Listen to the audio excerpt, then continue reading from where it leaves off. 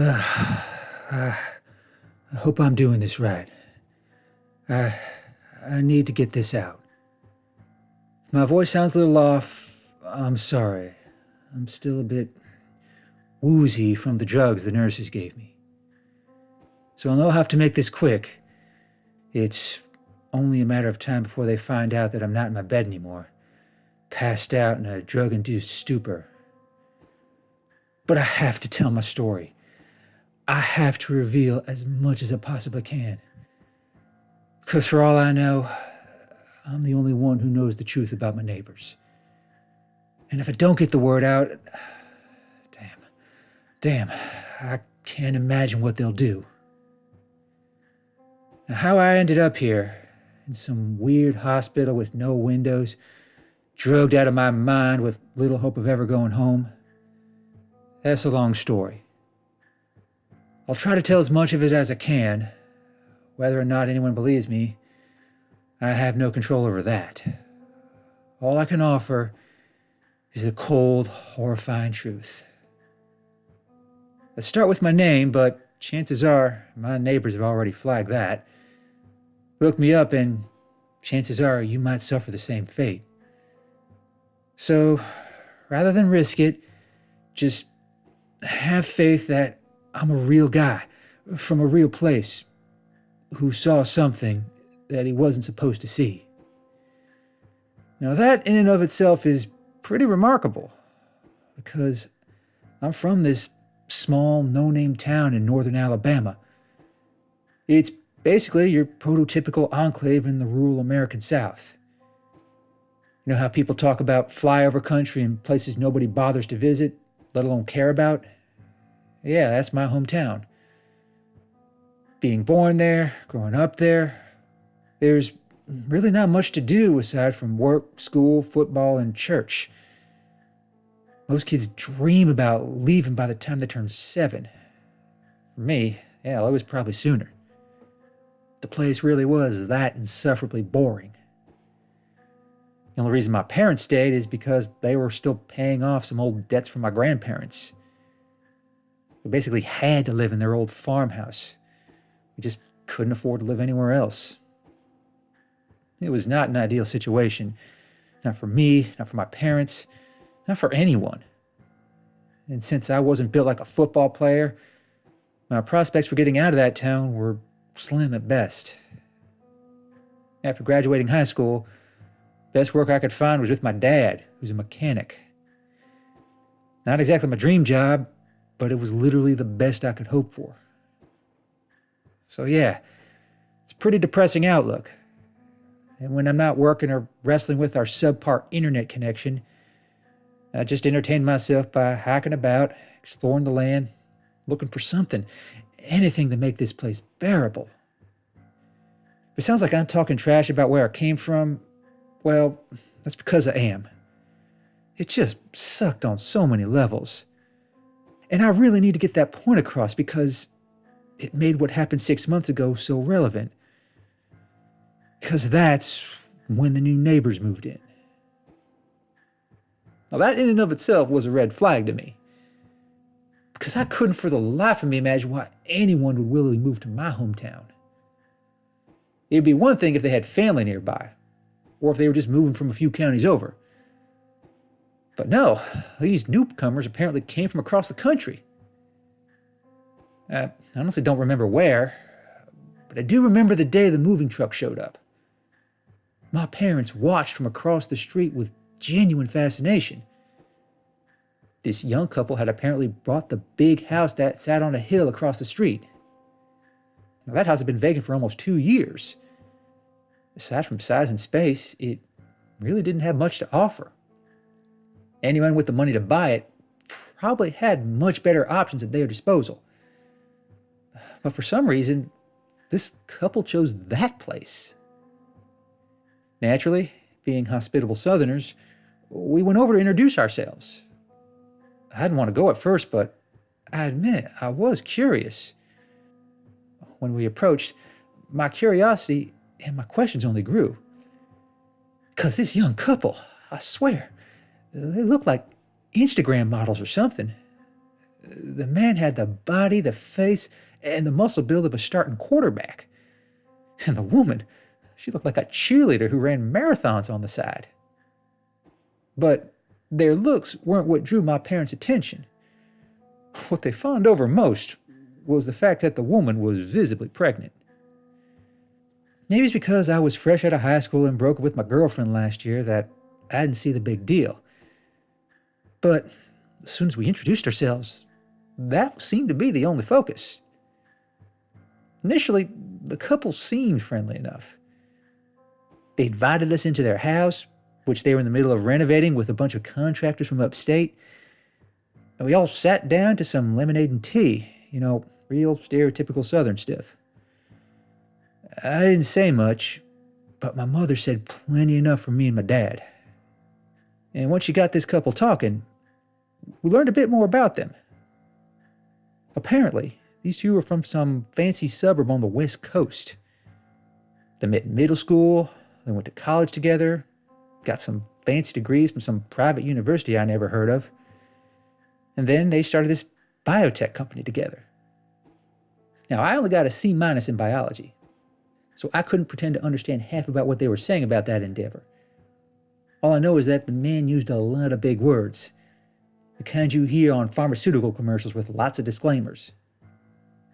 That showed he was smart, and when the woman corrected him a couple of times, that showed she was smart too. But the part that interested me most was how they used those smarts with their company.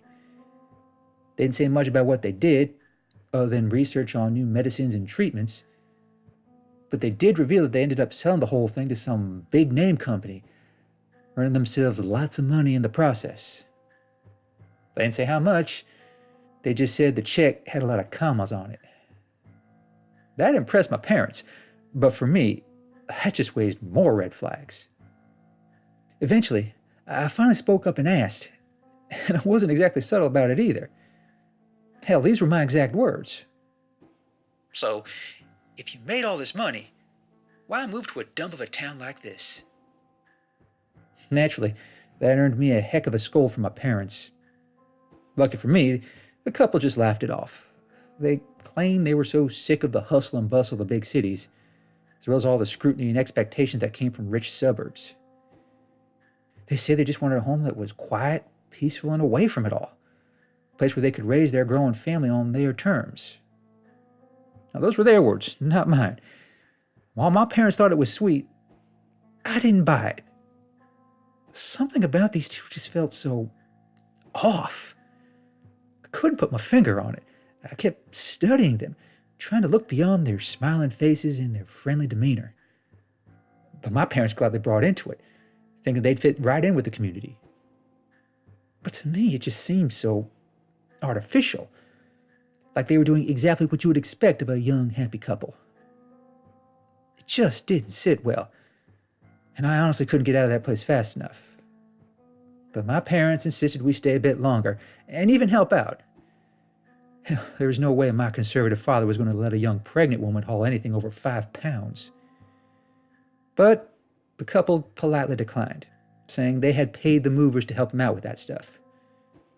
But before we left, I noticed something else that didn't sit well. You see, this old house had a really big basement, the kind that used to be a workshop for woodworking and some light welding. I didn't think too much of it at first, but then I saw some movers hauling this big, bulky crate downstairs. And they didn't look like your typical moving boxes either. And they sure as hell didn't look like crates for some new woodworking gear. Now, my dad offered to help carry them, but then the man told him to back off, and this time, he wasn't very friendly about it. For the briefest of moment, the mask slipped, and my dad was taken aback. But after a few seconds, the man just shook his head, put the mask back on, and calmly explained that those boxes had some fragile cargo. My dad just bought it and profusely apologized. Then the couple smiled, and that was that. At least it was for my parents, but definitely not for me. Now, I tried to get a better glimpse of the basement, but I saw nothing, just the movers hauling these big unmarked boxes downstairs. On our way out, I even tried to look through the windows, but they had already blacked them out with some trash bags. And to me, that was the last red flag. Now I was more than curious. I was suspicious. Something was going on in that basement. Something that seemed very, very wrong. I hadn't bothered voicing my suspicions to my parents. They were just gushing about their new neighbors. Heck, my mom was already planning on baking plenty of treats for them and the new baby. According to the woman, she was due in 2 months. That meant my parents were going to stay interested, playing the part of kindly neighbors, lending a hand to a couple of newbie parents. But that just gave me a good excuse to keep close to them, and maybe figure out what was going on in that basement. Unfortunately, I didn't get many opportunities. They kept those windows blacked out and the door closed. One time while visiting with my folks, I even asked to use the bathroom and pretended to think that the basement door led to it. In hindsight, that was pretty dumb of me. It ended up being locked anyway, but it was worth a shot. But if anything, it just proved to me that these two had something to hide. I don't know why I felt so determined to uncover what it was. It was just a natural reaction to living in a town where nothing happens. I mean, for all I knew, there really was nothing down there. But I just couldn't ignore the sinking feeling in my gut. And in the months that followed, the couple did plenty to ingrain themselves in the community. They introduced themselves around town, spending money at our shops, tipping nicely at our diners, and showing up at our church. People were just all too happy to welcome a happy young couple to this otherwise depressing nook of a town. But me, I ended up keeping my distance for a while. I always tried to keep an eye on that house and any activity from that basement, and I made plenty of excuses to walk by and get near the place, even offering to mow their lawn or wash their car.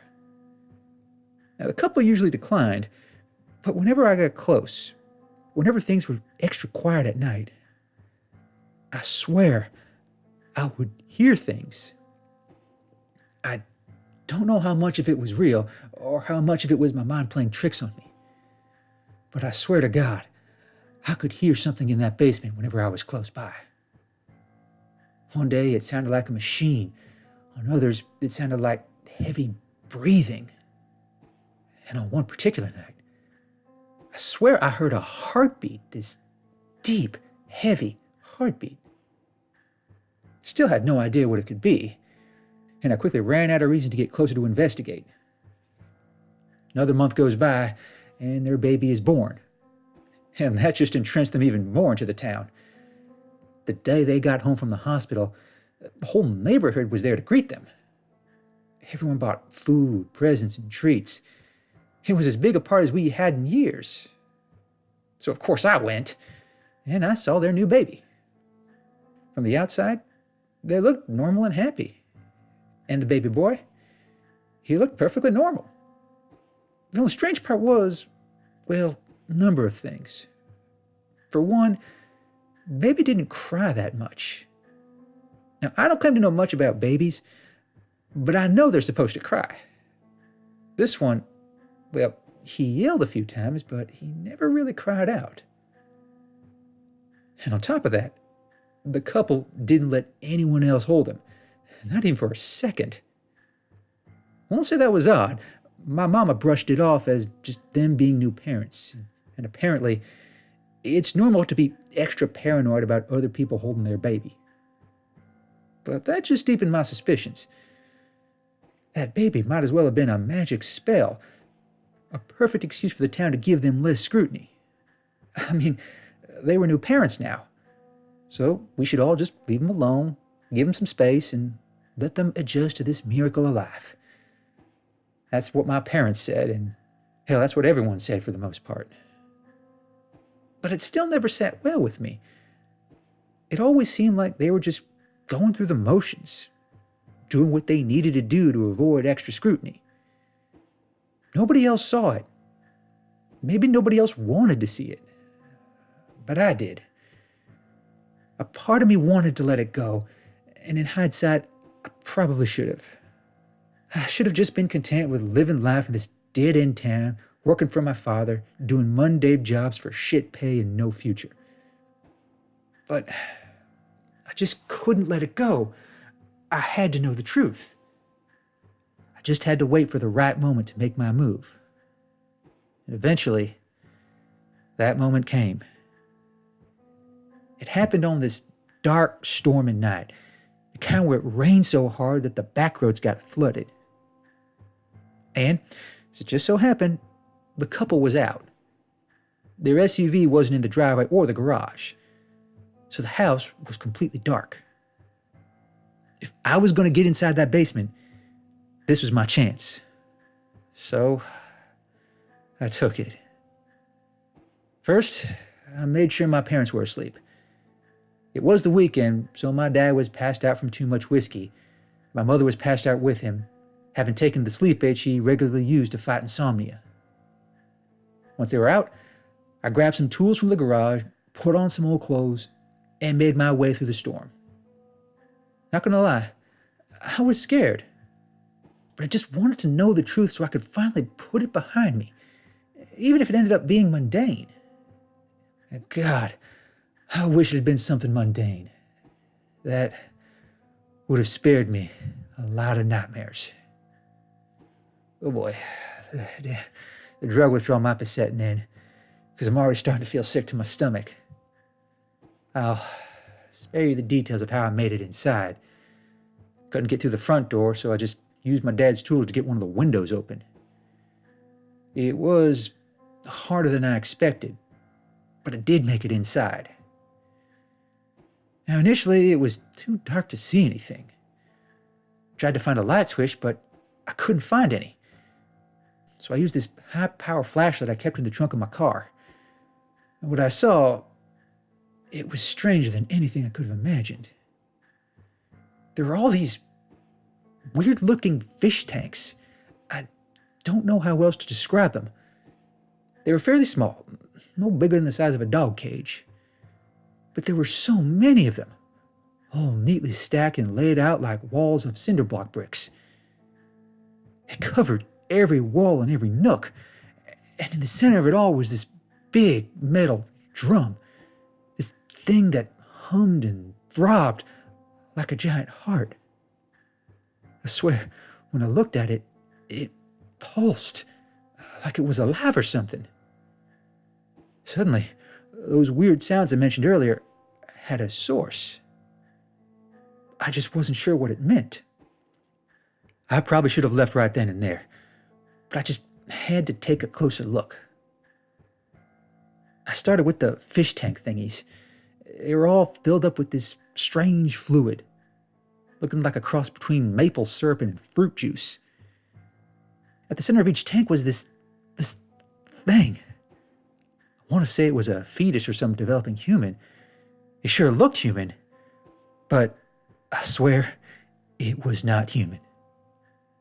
In some of the tanks, the creatures were more developed, and when I shined my light on a few of them, I saw they kind of resembled a couple's baby.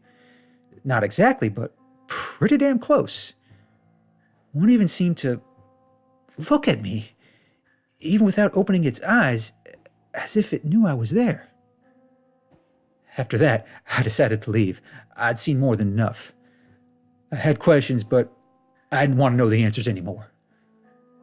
I turned to leave out the way I came in. But then, I saw them. The couple, both of them. They were standing right there, in front of the window, looking at me with this cold, blank gaze. "You shouldn't be here," the man said in this deep, inhuman voice. I froze where I stood, becoming a statue on the spot. I tried to open my mouth to talk, but no words came out. The couple, they just locked their eyes on me. They were wearing the same clothes they had on yesterday. But then, something happened. Something that proved that these two were not entirely human. Their eyes shifted, becoming completely black, like these miniature black holes. Their skin became pale, taking on this deep silverish color. and it was like this phony facade was finally fading. I know my eyes weren't playing tricks on me. I know that the two figures standing in front of me, I had to get as far away from them as possible. But I was just frozen. I kept telling my legs to move, but they wouldn't. Maybe it was out of fear. Maybe they had some kind of weird hold on me. But I just couldn't move. All I could do was look into those deep black eyes of theirs. Then they both started speaking in perfect harmony. We know you've been watching us. We know you've been trying to see what's in this room. We had hoped you would lose interest. Apparently, we hoped for too much. They sounded like part machine and part demon. Again, I tried to speak, but I was still paralyzed. Then they approached me, moving like they were titans and I was just an ant. At that point, I genuinely feared for my life. We moved to this town to avoid such unpleasantness. We created kind appearances, aesthetically pleasing and outwardly friendly. But even that was not sufficient. We sought only a place that was isolated and unknown, a place where we could complete the first steps of our ascendancy. Now you have undermined our meticulous efforts, and we cannot have that. They moved in closer. I finally managed to move a bit, but I only managed to back myself into a corner. All of these creepy fish tanks behind me. When the couple approached me, I found myself pressed up against them for dear life, not knowing what the hell they were going to do to me. What we told you the day we met, it was mostly true. We were once human, but we have not been so for quite some time. We have since evolved our form, becoming something that will one day usurp all others. And our child, the child we made through love, lust, and ambition, he is the first pure form of our kind, but only the first of many. My gaze shifted to the creatures in the tanks. Even if they're only partially human, they don't have any humanity. Not anymore. What they are, what we strive to be, it is beyond anything you humans can comprehend. You've had your time in this world. You've had your time as this world's apex beings. But your flaws, your many, many flaws, they're simply too vast and too egregious. We are here to set things right. We are here to put you back in your place. But, most importantly, we are here to punish you for all that you've done and all that you failed to do. At that very moment, the last of my curiosity disappeared. It was all fear and dread at this point. This was not a nightmare, and these did not sound like idle threats. They said they're going to become the dominant beings on this planet, and I believed them. I started bracing for the worst, thinking they'd end me on the spot. But then their weird, human-like expressions changed. I swear, they grinned at me, but in a way that was more sadistic than friendly. I also noticed the woman was holding something in her hand. It was a syringe. Now, I hate needles to begin with, so I was ready to fight my way through. But I never got the chance. The man grabbed me by the neck, lifted me up off the ground as though I weighed nothing. Then the woman held the syringe up while I struggled. Rest assured, we will not kill you. That would be too absolute. You're about to have a serious seizure. We will stumble across you, having found you fumbling about in our home, begging for help. We will assist you, having returned abruptly from our errand thanks to our vehicle breaking down. You'll go to a hospital where you'll suffer more seizures, resulting in serious brain damage. You will not die, but you'll be in a mentally broken state for the most part. And if you ever do become coherent, well, don't expect it to last. And don't expect anyone to believe you. Ooh boy, I'm really feeling the drug withdrawal now. I think I'm almost out of time. After those words, everything got real fuzzy. I remember blacking out, waking up briefly in an ambulance, seeing my parents hover over me, hearing words like coma and brain damage. I think at some point they flew me out to some special facility. Hell, I don't even know if I'm in the same state anymore. I just know that what I saw was real. My neighbors, what I saw in their basement, we're all about to get knocked off the top of the food chain in the worst possible way. I don't know if it's too late. Oh, damn it. I hear the nurses. They're almost here. They probably have an extra dose of the drugs they've been giving me. This might be my last chance. But if anyone is hearing this, you have to stop them. You have to. I have to.